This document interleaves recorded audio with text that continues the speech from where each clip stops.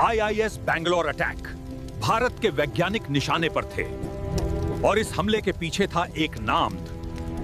आतंकवादी नाम सुनते ही डर लगता है, लेकिन उस दिन डर उसे लग रहा था क्योंकि शिकार बनने की बारी अब उसकी थी। लाहौर, पाकिस्तान का दिल, और इस दिल में आज एक ऐसा शख्स जिंदगी और मौत के बीच लटका पड़ा है जिसके हाथ हजारों बेगुनाहों के खून से रंगे हैं। उसका नाम है आमिर हमजा। लश्कर-ए-तैयबा का सहसंस्थापक, हाफिज सईद का दाहिना हाथ, भारत के खिलाफ दशकों की साजिशों का mastermind.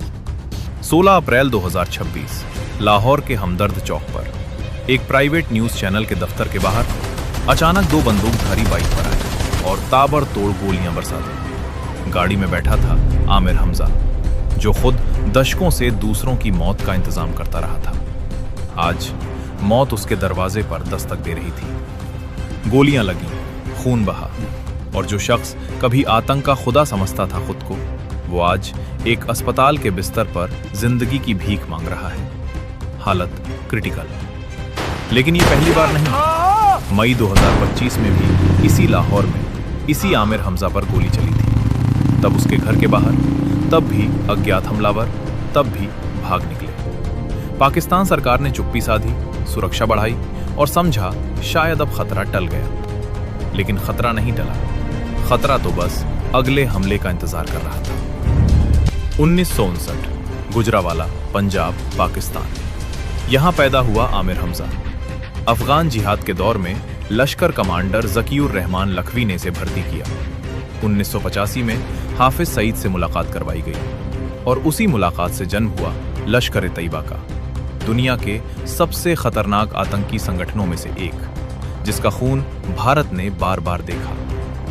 2005 Bengaluru, Indian institute of science पर हमला, मास्टरमाइंड आमिर हमजा। कश्मीर में घुसपैठ के कैंप आमिर हमजा का काम। भर्ती, कट्टरपंथ, फंडिंग, साजिश, हर जगह एक ही नाम।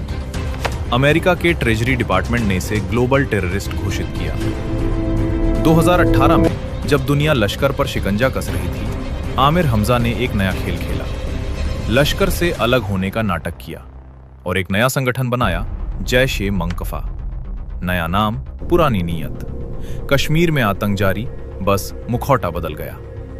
और अब पहलगाम हमले के बाद, भारत के ऑपरेशन सिंदूर के बाद लश्कर-ए-तैयबा बिखर चुका था। भर्ती रुक गई, घुसपैठ थम गई, लड़ाके हताश हो गए। ऐसे में लश्कर की एकमात्र उम्मीद था आमिर हमजा, जो नई भर्ती करे, जो जोश भरे, जो टूटे हुए नेटवर्क को फिर खड़ा करे। और आज वही आमिर हमजा अस्पताल में पड़ा है, गोलियों से छलनी। सवाल उठता है, ये गोलियां किसने चलाई? पाकिस्तान कहता है अज्ञात हमलावर, लेकिन जानकार कहते हैं ये लश्कर के भीतर की आंतरिक दुश्मनी है। फैक्शन लड़ रहे हैं, सत्ता का संघर्ष खून से सना हुआ। और जरा देखिए, पिछले 4 सालों में पाकिस्तान में क्या हो रहा है। मार्च 2024, यूनाइटेड जिहाद काउंसिल के सेक्रेटरी शेख जलीलुर रहमान अब्बटाबाद में रहस्यमय मौत।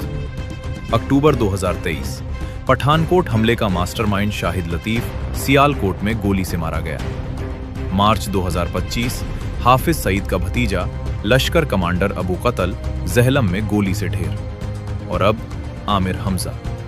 एक के बाद एक आतंकी गोलियों से भून दिए जा रहे हैं अपनी ही धरती पर। क्या ये न्याय है? क्या ये बदला है? या ये किसी बड़े खेल का हिस्सा है?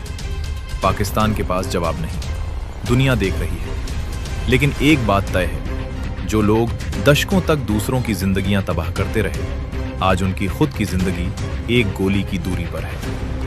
आमिर हमजा जीता है या मरता है, ये तो वक्त बताएगा। लेकिन आतंक का हिसाब हमेशा चुकाना पड़ता है, चाहे कोर्ट में हो, चाहे सड़क पर।